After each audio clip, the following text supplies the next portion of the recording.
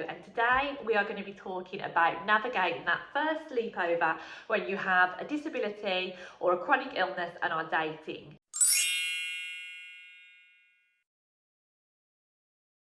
Now, obviously at the moment, so many of us are meeting people on dating apps or talking online, and now we know that lockdown might be lifted eventually. We're starting to think about meeting people in person and perhaps even having that first sleepover in the summer. It's always a little bit awkward and always a little bit nerve-wracking, but when you have a disability or a chronic illness, it can just kind of be a little bit more tricky to navigate. So I thought I would share some tips today on things that can help it run a little bit more smoothly.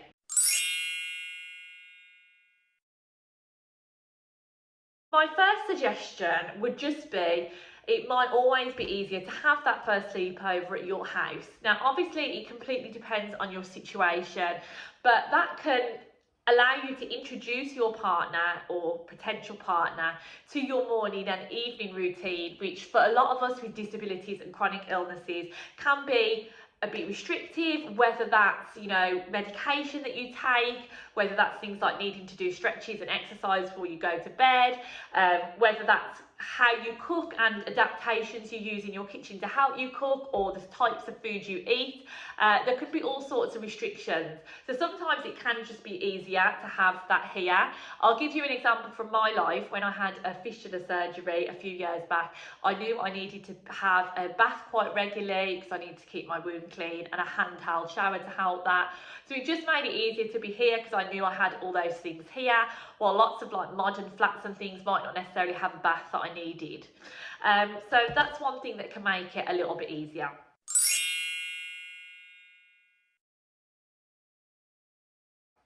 The second thing can just be kind of having a conversation about how your morning and evening routine works, and just letting your partner know what you need and how it works. Even conversations like kind of what time you get up in the morning, because obviously those of us with chronic conditions struggle with fatigue, so that might be something that you want to explain in advance, that you're not an early riser at 6 o'clock in the morning, or whether it's I need to do my injection because I take biological medication for my Crohn's disease, so you need to do your injection on that day, so you need a fridge to store your drugs overnight, and you need somebody to help you do the injection in the morning. So having that conversation about how your morning and evening routine works can be really helpful as well. And that's why I do think before you have that first sleepover, it is important to try and at least explain the basics of your condition and how that affects you.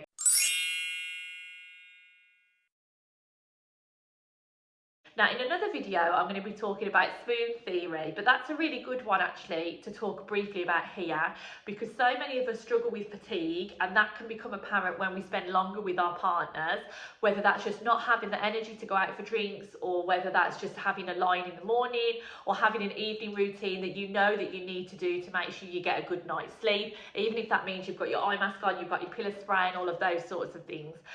So having that conversation before you have that first sleepover is really, really important, I think. So as I've talked about in previous videos, using something like spoon theory, which is basically trying to communicate how, if we have a chronic illness, we're kind of split lots of different ways with our jobs, our hobbies, our friends, our families. So we only have limited spoons. And on some days, we might only have 2 spoons. And once we've used our job spoon, and once we've used our friendship spoon, we're completely out of energy to go out and socialise. Other days, we might have extra spoons because we're feeling more energised. So yeah, we can book those dates in, we can have those sleepovers.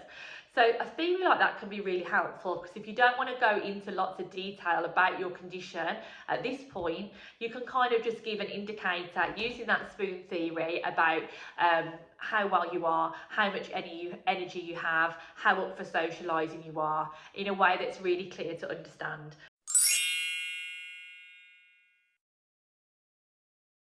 But you might also want to show them, some resources.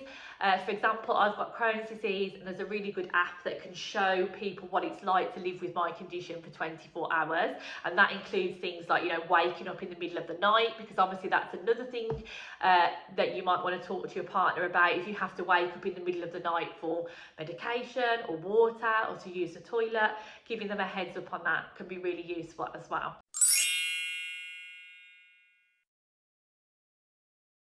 And then in terms of pack, always pack for every eventuality. So I am terrible for this, and even when I leave the house, I've got every eventuality covered and I've got a huge bag. But definitely pack for every eventuality. Who knows, that sleepover might turn into another night or another week.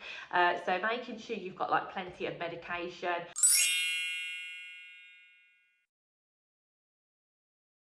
For the last section, I want to talk about, obviously you've like packed your bag, you're at your partner's house or they're at your house. They know about your morning routine and evening routine. They have a bit of an understanding about your condition, and you've talked to them about spoon theory. So the next stage of that sleepover might be undressing, it might be having sex, because at the end of the day, people with disabilities have sex just the same as people who don't have disabilities. So I thought I would just talk about those two things there.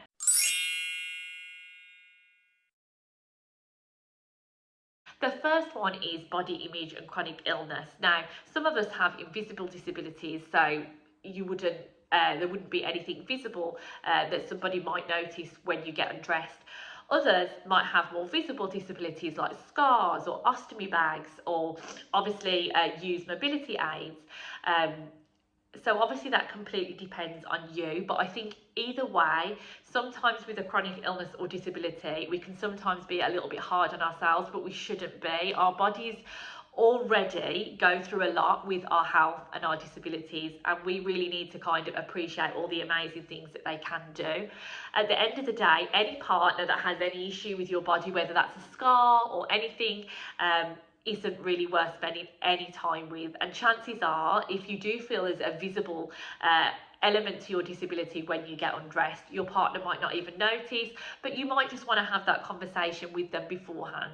If it's something like a scar, you might want to explain where you got it from, or if it's something like an ostomy bag, you might want to explain how that works, but only on your terms and if you feel comfortable. Nobody has the right to ask you any questions about your body, and hopefully you'll have found a partner who is worthy of your time, and if you're at that stage where you're having a sleepover, you'll feel comfortable explaining it to them.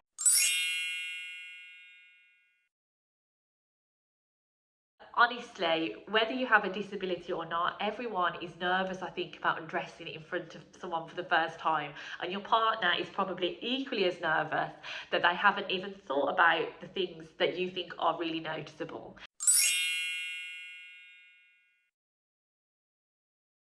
Obviously, the second one is sex. So, yeah, people with disabilities have sex, and for the vast majority, that sex probably looks exactly the same for people who don't have disabilities. For others, there might be some things that your partner might be nervous of, or that you might want to explain, and again, that completely depends on you. But just having that conversation can be really helpful, because a partner might be worried about something that is completely a non-issue. So I know when I've, like with my scars, my partner's been really worried about like hurting me and things like that, but I can explain like my scars aren't painful to touch at all. They're almost like a little bit numb. So I can explain that to my partner.